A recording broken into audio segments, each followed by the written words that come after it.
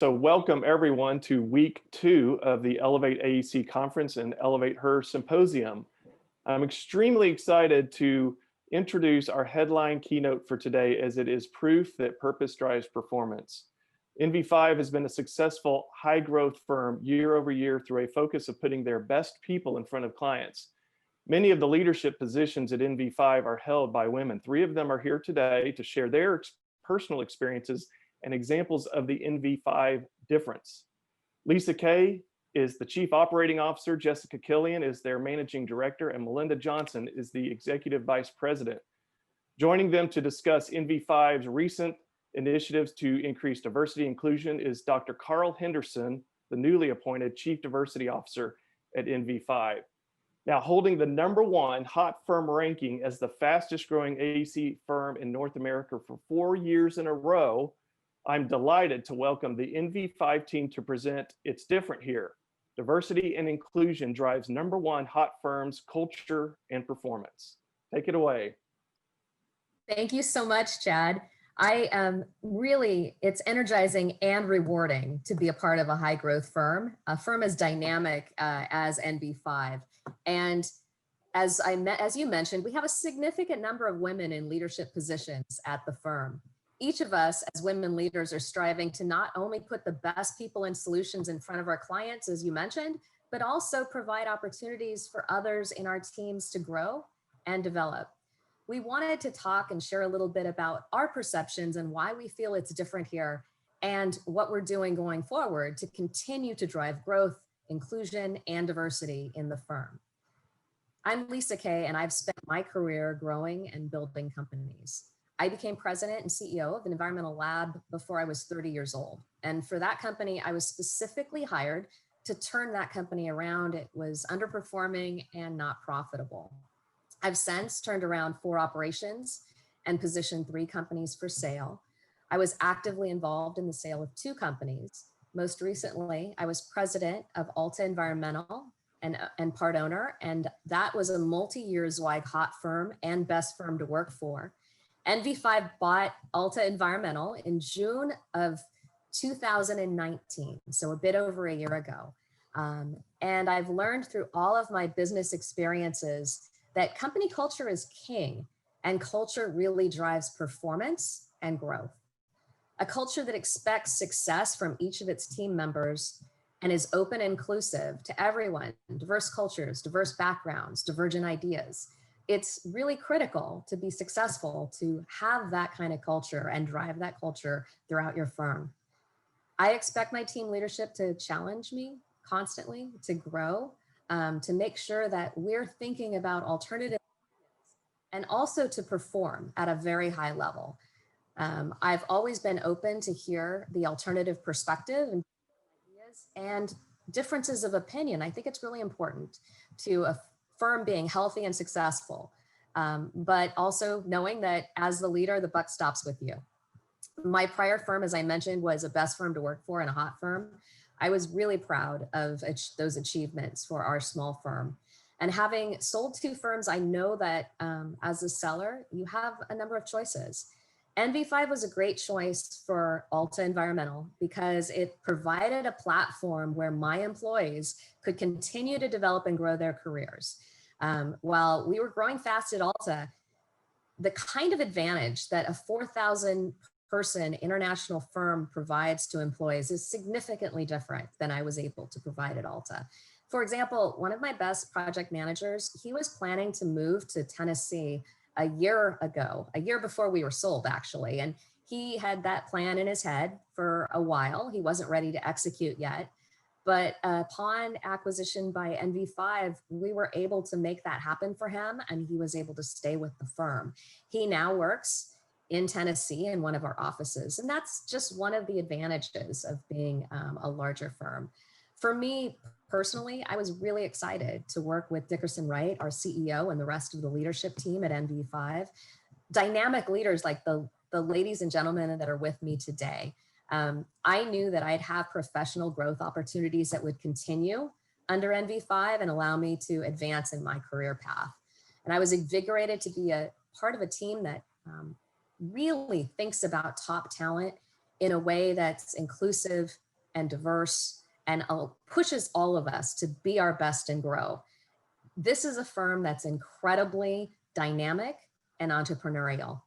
And we've got a broad wealth of talent with multiple verticals. That means we could cross-sell all kinds of services to deliver turnkey solutions to our clients. For me, that's personally very exciting. Melinda, who's with us as well, is an executive vice president. She leads our building technologies team. She joined us from another engineering firm this year. Melinda, what prompted you to join NV5? Well, my entire career has been based on leadership above me, always assuming that I was unable to advance my career and pushing me down while I was always trying to push up and push that glass ceiling. I always had to work harder than my male counterparts, and I would still never match up to them. At NV5, when I met with Alex Hockman, the president, I was very, very impressed by him, and I understood immediately he had very high standards and expectations for his entire leadership team, regardless of gender. There was also an understanding that an assumption that I would succeed in the position, not fail, and that he would provide me with whatever I needed to succeed. Where in the past, it was always just assumed, well, she's a woman, we're gonna put her in the position, she's probably gonna fail. That was not Alex's approach at all. In addition, while I was interviewing with NV5, I got the pleasure of meeting with Linda Reardon, who is a senior vice president and runs the New York City firm for NV5, which we all know is a really tough industry to work in. Linda was smart, confident, well-spoken, and I was so impressed with the C-suite of NV5 that they had such respect for her and treated her so well. And I know it sounds crazy, but I'd never encountered that in my entire 30-year career, a woman in a high level in an engineering company, and that the C-suite had respect for her and treated her well. Once I saw that there were 2 women on the board of directors, I was pretty much sold and decided that this was the firm for me. Jessica is a managing director of our program management team at NV5. She has been with NV5 for 6.5 years and in the engineering construction industry for over 17 years. Jessica, you really work in a historically male-dominated technical area, construction and program management. Can you share your experience you've had that illustrates how NV5 is different? Sure. I don't know that it's specifically an actual experience. It's maybe more of a lack of experience. Many times when I go out to projects, I may be the only woman in the room for a project team. But when I do internal meetings here at NV5, my female colleagues may outnumber the male. And I think this is the way that it's reflective of the way that NV5 develops its staff. As an entrepreneurial company, NV5 really encourages intellect and motivation and skill. And so the gender of the individual reflecting that, it isn't really a consideration. NV5 has a lot of very intentional initiatives to help develop staff based on leadership. And we're starting this diversity and inclusion program to really, really emphasize and make sure that we are getting the best talent from a lot of different places. And Dr. Henderson is going to talk about that a little bit later. But if you really don't feel like you would in a more traditional engineering firm, you don't feel the roles based on what you were born with. It's really how strong and intelligent and how much you can push forward that's recognized here. So Lisa, you've been in the industry since the late 80s. And what was your experience like then, and how have things changed since? Wow, well, in the 80s were definitely different. I mean, I think we can all accept the 80s were very different than they are today. Culturally, I mean, you go back, you watch even any TV shows in the 80s, things were quite a bit different. There were very few men in this, very few women in this industry. It was predominantly male. I remember a conference, my first conference in the environmental industry, a hazardous waste, and all of the booths were manned by bikini models to try to attract people to come into the booths and they were giving out autographs and handing out calendars. So that was a little unusual. You certainly don't see that today. There were also very few women in leadership positions. I remember, in fact, the only woman at CEO that I recall was Diane Creel at Earth Tech. So that's at least my recollection. What that means is all of my mentors and all of my champions were male. And I got a great grounding from them. I mean, they were all really good champions. But again, times were different in the 80s and times have changed, and they've changed for the better. I have to say, a little concerned about what the pandemic might do to women in the industry and how some might have to leave. But as we talk about keeping and mentoring women, I think it's really important that all of us try to serve as mentors to women and men and everyone coming up in the industry so that we keep good talent in the environmental field. Melinda, you've been at least as long as I have, I think, and what have you seen in terms of changes? Well, as you said, it's amazing the changes that have occurred over the last 30 years, especially the last 10. It's been very significant. You know, when I started as a young engineer 30 years ago, discrimination was pervasive in all companies. It was fully accepted. And it was actually probably the biggest culprits were the management teams. They would set office policies where women had to wear dresses to work, regardless if I had to go out to a construction site. It was a little odd. You know, you had to have your jeans with you then and rush and put your boots on if you had to go out to the site. They also openly discussed that the women should make less money because we were just going to get pregnant and have kids and not come back to work. Now we know all that's not acceptable. It's so different today. I don't know whether it's due to lawsuits, social changes, but now it's not accepted discrimination. Most companies have a 3 strikes, you're out rule. I find that men in leadership are also different now too, how they treat women in engineering, because they have a lot more empathy because they watch their wives and their daughters going through their career struggles. So they're treated a lot different. 33 years ago, I took a leadership position in New York City, and I had not been in New York City construction industry for 15 years. And when I came back, I was just floored and amazed at the difference.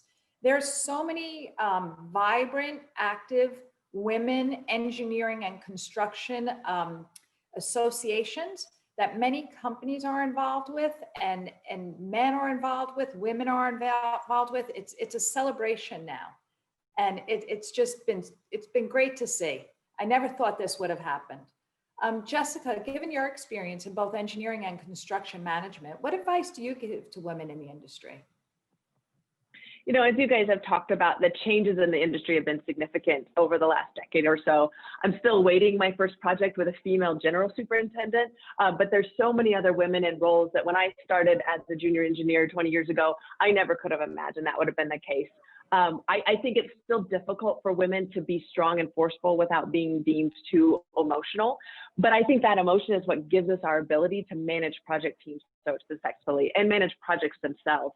So my advice to women in the industry is that yes, you do have to be better than your male counterparts, but don't be afraid to use your skills as a differentiator and from those around you. You know, in project management, I feel like one of my best skills is the ability to listen and kind of parse through what people are saying and ask the probing questions. And so I'm not afraid to touch on that kind of touchy-feely part of making a project successful, which as engineers is maybe not the easiest thing for us to do. But communication skills are so important in today's industry. We have collaborative teams.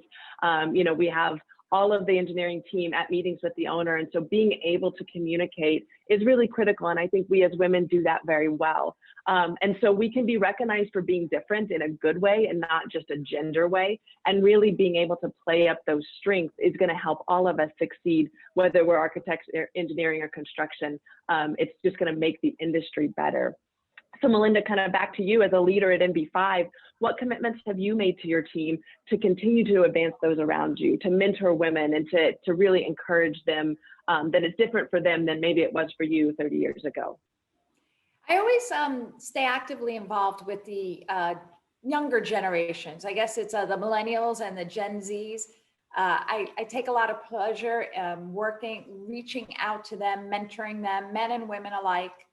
I like to be a sounding board for the young women. A lot of them will ask me, how can you be in a position of leadership and have kids and have raised a family? I mean, they're just amazed by that. So I want to let them know it can be done. You can do it.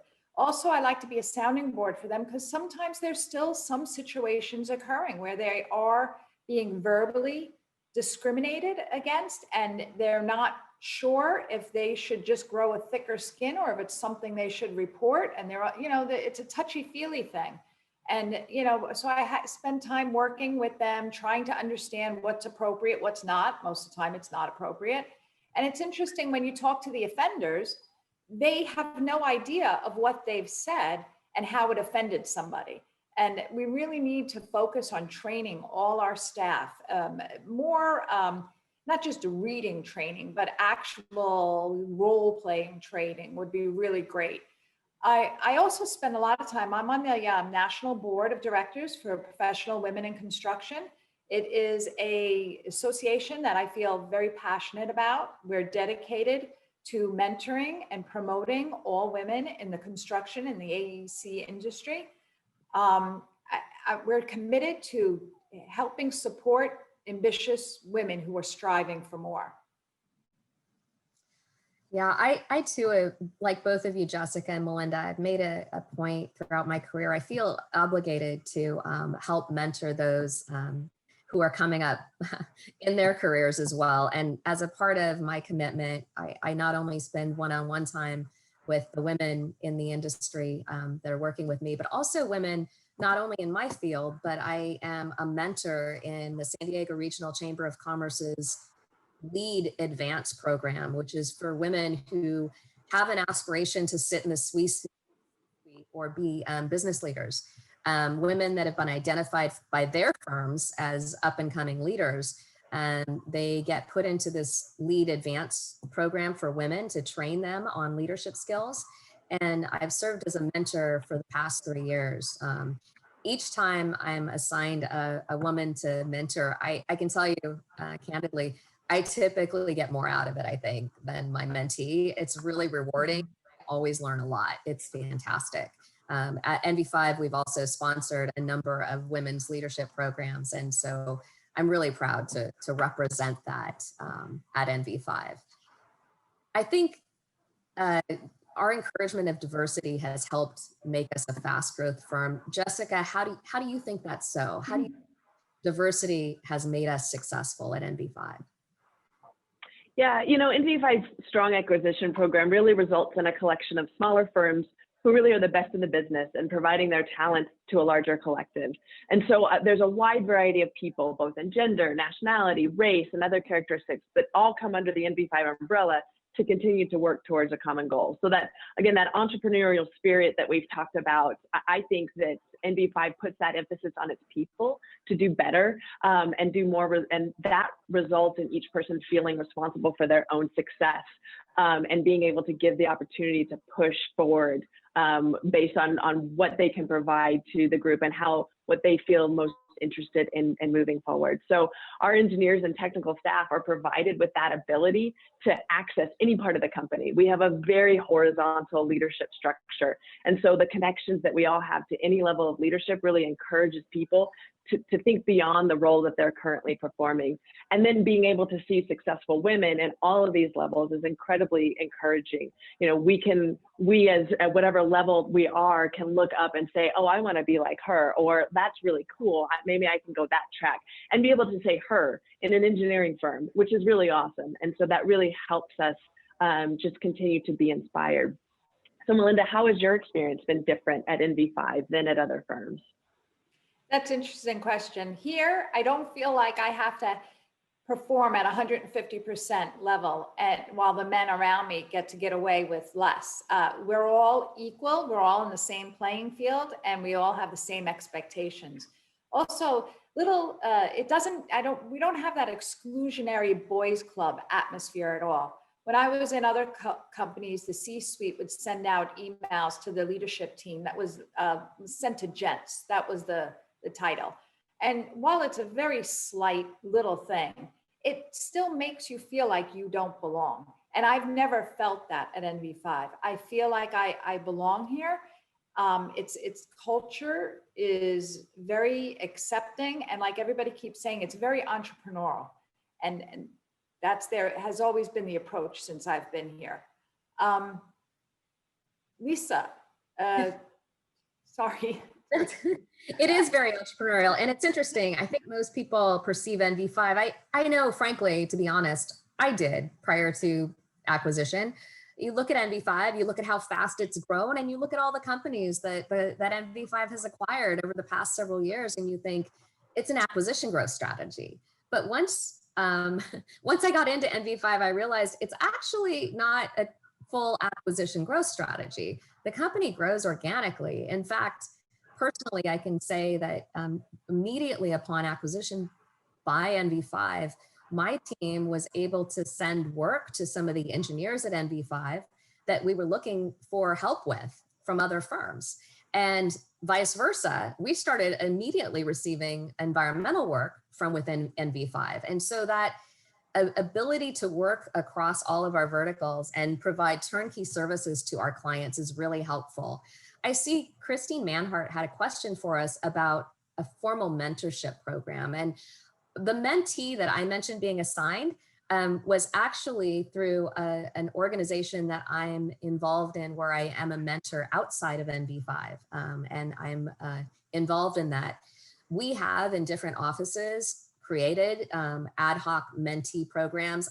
I personally think it's a challenge because sometimes you'll make assignments. This is my personal opinion. You can make assignments of a mentee to a mentor and you may not always have a click.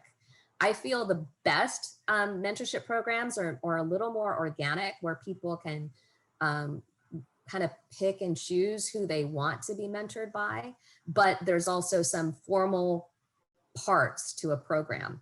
So it's always, everywhere I've been, a formal program's been a challenge, and getting that right is something that we're really going to be working hard towards at NV5 in the future. Right now, it's Go ahead. So one of the things I was going to say, you know, I've heard Melinda and Lisa talk about how they've reached out to folks. And I think that's one of the things that's really important in a mentorship program. It's just making yourself available.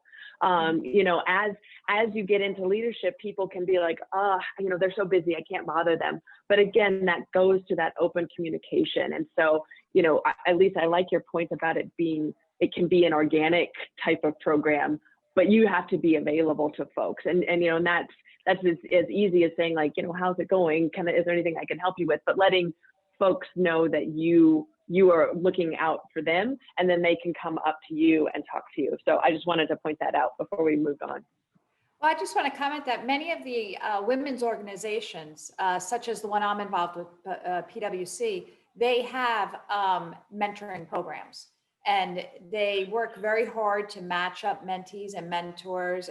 It only lasts for about 6 months, but I have actually kept in touch with for a couple of years with all the people that I was a mentor to. So there are programs out there. Yes, absolutely. And I know, Melinda, when we were preparing for this, one of the things you shared with us is that you make a point of getting together with different women in your team on a regular basis just to see how things are going. Like you said, Jessica, and that connection is really important. When you're in leadership, often some people may think that it's intimidating to approach you.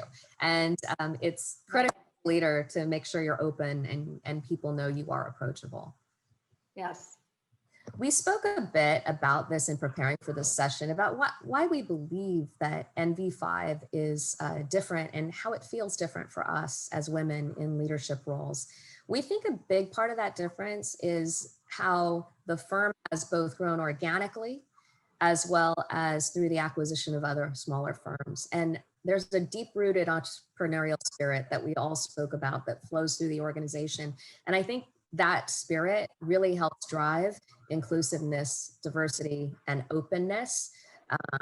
And it knows boundaries. And as Melinda said, there's not that sort of old boys club. There's not that political feeling here.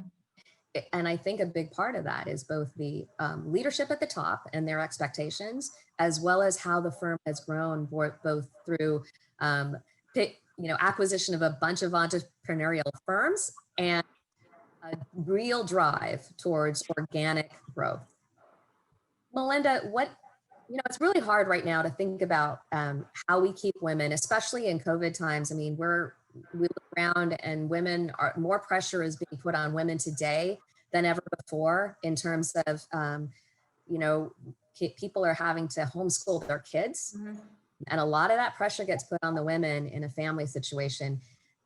What recommendations do you make, not just in COVID times, but in regular times, to keep women engineers in engineering? Well, let's look at the statistics. I was just recently looked up. Currently, there are 50.04% of the American jobs are held by women. So women are outnumbering men.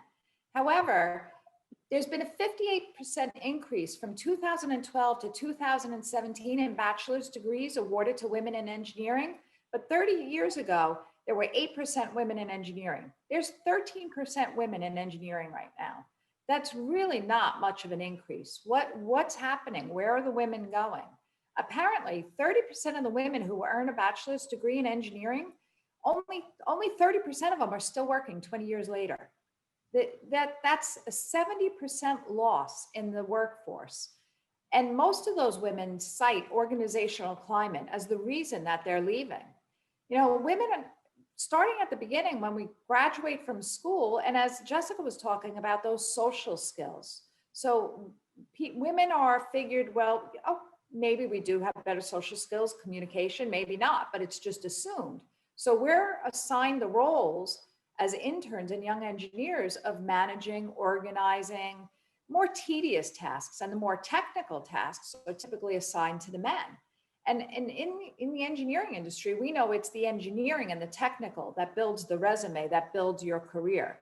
So if you're a woman and you're 5-6 years into your career and you've been focusing on management and not the technical, you're going to have struggle advancing your career. You're going to become disillusioned and you're going to leave the field. And that is what's happening. And that's what we need to stop. And, you know, how do we do that? I challenge everybody in leadership to make sure you're considering parity when you're assigning tasks to young engineers or all engineers and promotions. Are you advocating actively for women engineers? Have you reached out to mentor any women engineers? Do you take a moment to review your language to make sure that it doesn't point out and highlight the differences in people that make people uncomfortable and feel like they're excluded from the group? Are your meetings diverse? Are your interview teams, when you're presenting, diverse? And most important, during COVID, for all families, are you providing a flexible work-life balance? We're in really challenging times right now. If you listen to the reports, women are leaving the industry of all workforce like crazy due to childcare issues. I mean, Jessica, I think you can talk about that. You've had issues yourself dealing with having children at home, homeschooling, and trying to maintain working. Yeah, you know, I have a second grader, and so she doesn't remote learn by herself very well. And so it is important to be able to have that flexibility, again, you know, definitely during COVID, but in general, and support people. You know, there are families that have stay-at-home, you know, one stay-at-home parent, whether that's male or female, but in general, it does tend to be the woman, and we need to support our engineers to make that be okay, you know, and allow folks to, you know, to be able to work in the morning and homeschool in the afternoon and then work in the evening. I mean, we do have to work harder, as all of us, but as a company, supporting folks to do that is really important, and making sure that when this is all over, and Lisa's got a great example of recognizing women for their skills, even when they're about to go into mom mode, you know, making sure that we support what their goals are and allow them to also have a family and have that important part of their lives also be supported. I challenge each of you to make an extra effort to be inclusive in your workplace, in your actions and communications and your performance. Through such efforts, we can promote a diverse and welcoming culture. Lisa, you have led several small firms and served in leadership positions at firms. What advice can you give to those wanting to continue to drive inclusion and diversity? Well, I can say I've made mistakes and I've learned from those mistakes. And I've also, I really feel it's most important because you don't know what you don't know. And we really all have different lenses that we see the world through. We all naturally have, you know, different opinions and different thoughts, and we all have internal bias, whether we want to admit it or not. It's just present.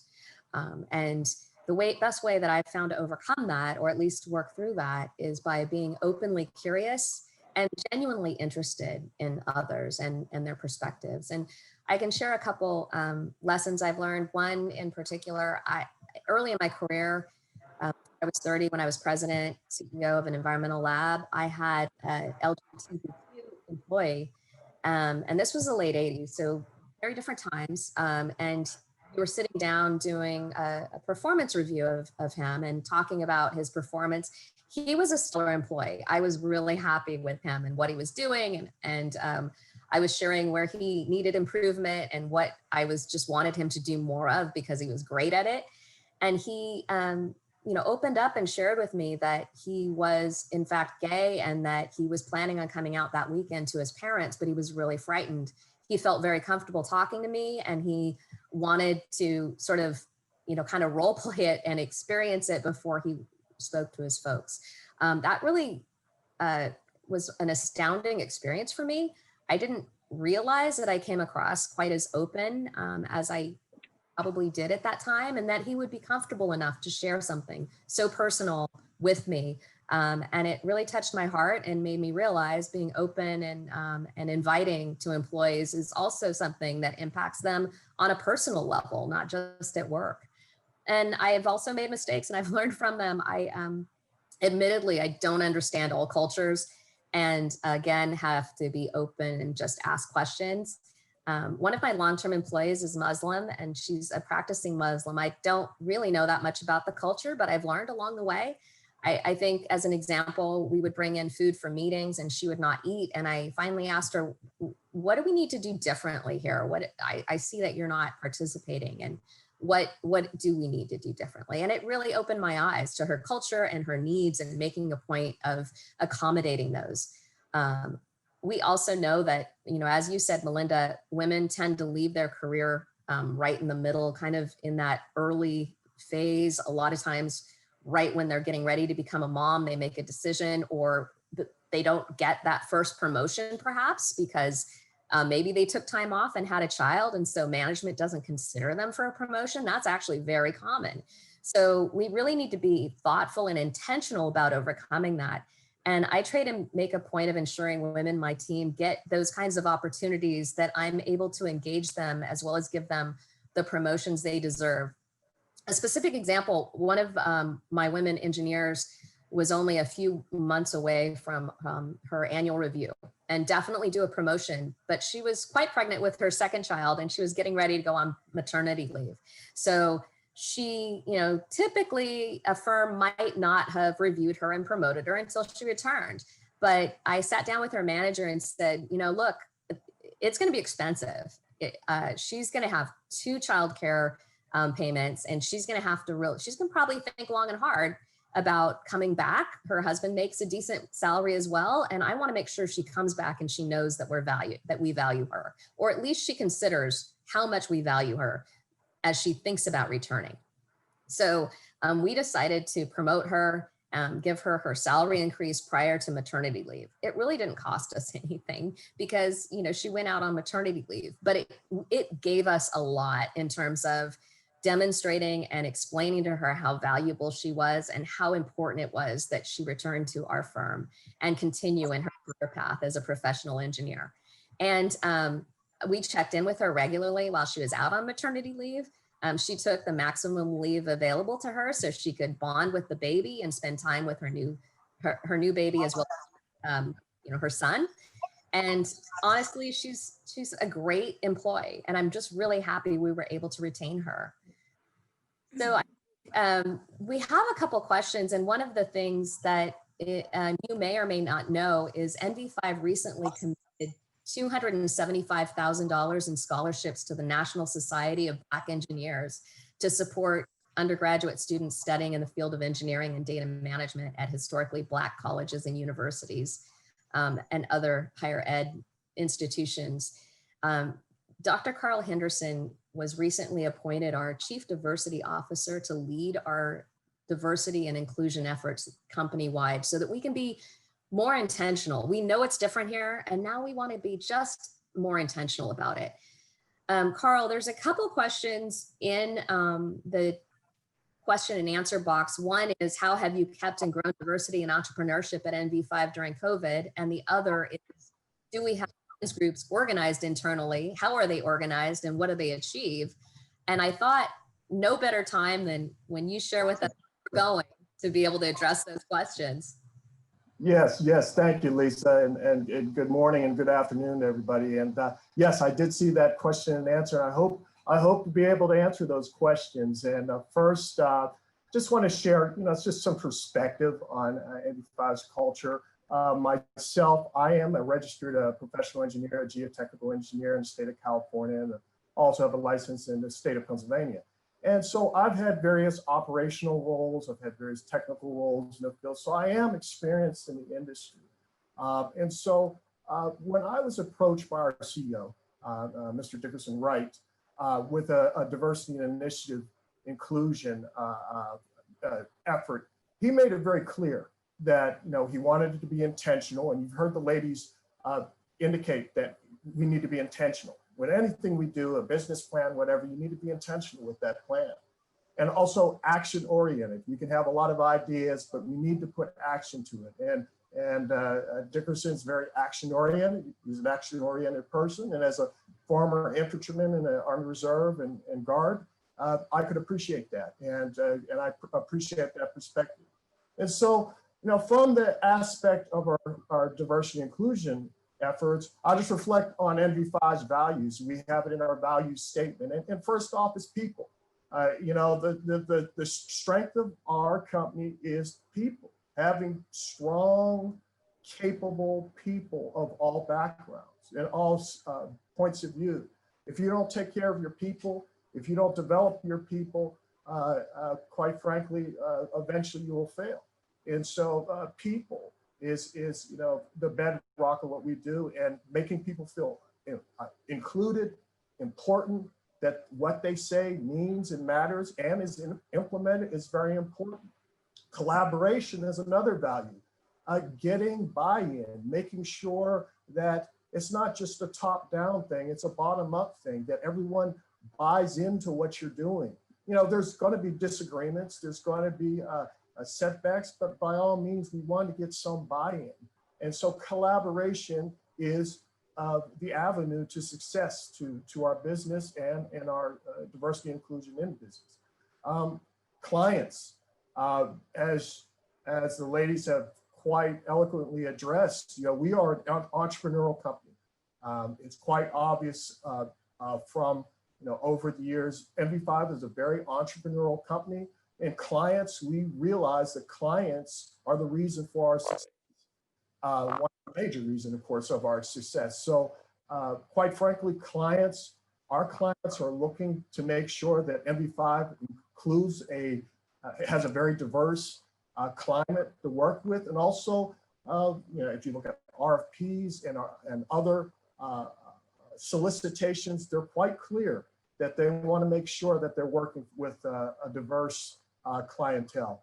Innovation, okay? Innovation is another NV5 value. It brings out better solutions, okay? So if you have one point of view, one perspective, one life experience, you tend to get tunnel vision. We all do. We all do. When we stay in our cliques, when we stay in our silos, we don't see the forest for the trees. So my father used to always have a saying, and he's probably stole it from somewhere, but he said, when two people always agree on everything, one is not needed. One is not needed. So to drive innovation, you need those different perspectives. Accountability, that's another value. That's another NV5 value. So our diversity and inclusion efforts, like all efforts, need to be, there needs to be accountability to it. There needs to be action to it. There needs to be definable actions to that. So a part of our initiatives, there will be action items and there will be accountability actions. And quite frankly, I will be held to a standard to making sure that we meet the actions that we designate. And last but not least, sustainability. Sustainability, the commitment to the future, to this company and also our community. The ladies have mentioned various mentorship opportunities that they're heavily involved with. And that's very important because we're not just looking for the C-suite, we're looking for the bench, building up the bench, building up our junior employees, for lack of, for their future, for their career future, to guide them, to mentor them. So that's very important. It's going to be important for the company as we develop leadership, a bench so we can move forward for a future. So sustainability is very important. So part of our diversity and inclusion goals as a company is, as I indicated, I'm fairly newly appointed, but we've been very active. As Lisa mentioned, the company has devoted $275,000 to the National Society of Black Engineers over a 5-year period for scholarships. And that's an intentional way for one, to build the bench, not just for NV5, but for the greater community, to bring more African-American, Black engineers that are underrepresented in the engineering and science, to make sure that we help develop them. And quite frankly, we could be a potential employee for NV5. And we want to be that type of firm, including increasing the number of women of color in engineering, be that African-American, Latina, or other. Also our internship program.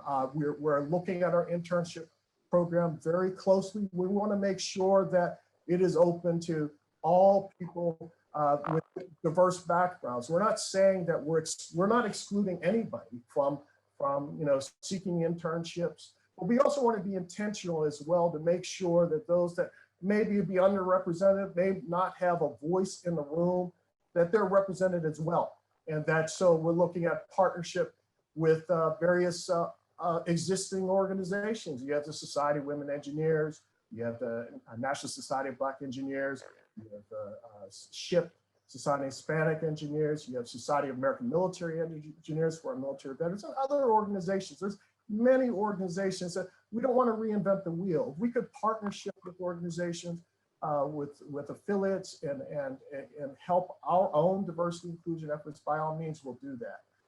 Recruitment and opportunity through the community and external involvement. Many of our employees are involved with great work. They're involved with STEM work, organizations. They're involved with many organizations, and we applaud them. But what we also want to do is make sure that we have an understanding of what we're already doing, and then how can we as a company better coordinate that, make sure that maybe that's included with the strategic plan. If there's someone that is doing something very well, I say, hey, how do we incorporate that throughout the firm or for a region or through the local office? It's really best practices as well. One of the questions that I see here on the questions and answers is there a women's group, employee group with NV5?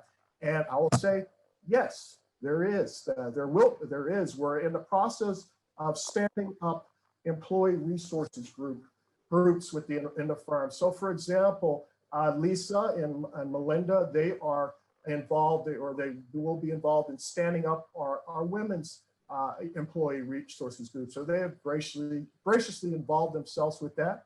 Jessica has graciously volunteered to lead our scholarship and internship initiative to make sure that our scholarships and internships are aligned with NV5 strategic objectives, and making sure that we're meeting a diverse array of candidates. And as NV5 is a pool of many different firms, we want to make sure that it's one brand. It's an NV5 brand. It's not, as Dickerson had mentioned on Monday on a call, it's one brand. We may have other companies that have aggregated with NV5, but we're one brand, and we want to make sure our efforts are accommodate that. And so to wrap up, we want to make sure and just indicate to people, and as a firm, that this isn't a zero-sum game. It's not a zero-sum game. This is a win-win. This is a win-win for our employees. This is a win-win for our clients. This is a win-win for the company. So it's not a zero-sum game. No one's losing anything from making sure that our diversity and inclusion efforts are intentional. I'm a firm believer in you can do good and do well. We're doing, in my mind, a good thing. There may be setbacks. It's a process, so we're going to continue to work through it. We're going to try to use best practices, but there'll be setbacks. But there'll also be opportunities, and there's going to be successes as well. So we're going to do good and do well as well. So that's what I hope, and I pray that our diversity and inclusion initiatives as a company takes care of. So Yeah, I'm really excited, and I know, having talked to Jessica and Melinda, excited to be more intentional. We know it's very different here, at least from the experiences we all have had, and we want to make sure that others in the team within NV5 experience that difference and recognize our firm for the dynamic and inspirational company that it is, and open inclusion is really a part of that. Carl, I think you mentioned that, while you're newly appointed in this role, you've been at NV5 for a while, serving in technical capacity as a leader. And we really appreciate you stepping up and taking on this additional leadership role. No, I appreciate the opportunity. I really do. This is a wonderful firm. I tell everybody I've been blessed to be hired by NV5, and I want it in my faith community. I want to be a blessing to everyone else as well. So, excellent. One of the questions that just came up on the Q&A again, and this goes into what we've been talking about here at the end, is what's the best first step to take in growing diversity within an organization, just based on our experience? And I don't know, Carl, if you want to start with that, or and the rest of us can step in. But since we're kind of on the cusp of being even more intentional about it, it's probably you probably have some good anecdotal response to it. now that's a very good question. Quite frankly, what I did was, just at first gather information. I don't know what I don't know. And so gathering information, inquiring what we have, what are existing initiatives that there may be, what is best practices, talking to professionals, let's say in human resources and other avenues, just reading, talking, building relationships, building those initial relationships, and then coming up with an outline. One of the keys is you don't have to have it all figured out. You don't have to have it all figured. You just have to start. You really just have to start. As I mentioned, it's a work in progress, especially in these COVID-19 times where we have people remotely working. I actually work in the office because of the nature of my role and socially distancing. I have my branding NV5 mask that I have when I work in the office. But it's taking those first steps, gathering the information, come up with an outline with the realization that things may change. And then getting where you can, once you get an outline, identifying leaders or facilitators that are passionate of what you're trying to do, not lukewarm, but passionate about it. Because quite frankly, part of this is, we all have a billable goal, a utilization goal, or whatever goal that you have. And so we have a commitment to the company. But in my role, I'm also committed to this initiative, and identifying those leaders and facilitators that are passionate about it. We're going to set up an outline, actionable items, and prioritize those actionable items, and also making sure those initiatives are coordinated. We're not looking for silos. So, for example, we have, an outline for our employee resources groups, but the leaders facilitators are going to meet consistently, let's say once a month, to discuss best practices. And where we can coordinate among the groups, where we said, hey, you have a good idea here on this mentorship initiative. We should do the same with this for all the groups. And so that's being identified. But I would say it was a long-winded answer, but gather information, get your outline, identify passionate leaders, facilitators, and then go from there. Yeah, and I think it's important also to consider, and I've talked about this before, but if you run an organization and you're looking to bring on new folks and to hire, think about where you're placing your ads, what organizations you're reaching out to, because it's easy to kind of define the pool in which you're fishing for talent, and then increase your diversity that way as well. You can be pretty intentional about that, where you're placing your ads, what colleges you're engaging with. As Carl mentioned, you know, the kinds of colleges that we're working with and the kind of organizations that we're looking to partner with. Those sorts of intentional relationships can help drive diversity in your hiring practices. Well, I think that's the end of the questions. Yeah. with that, if there's no other questions, I do think, you know, I'm very pleased to be working with these three dynamic individuals at such a fantastic organization. I couldn't be happier than having brought my team and my company into the NB5 family. And I look forward to many great things to come. Thank you, everyone, for listening and participating. Have a wonderful day. Thank you, everyone. Thank you. Thank you. Thank you very much for this. It's excellent insight. And obviously it's very different there and it's working very well for you. Thanks, Chad. Okay.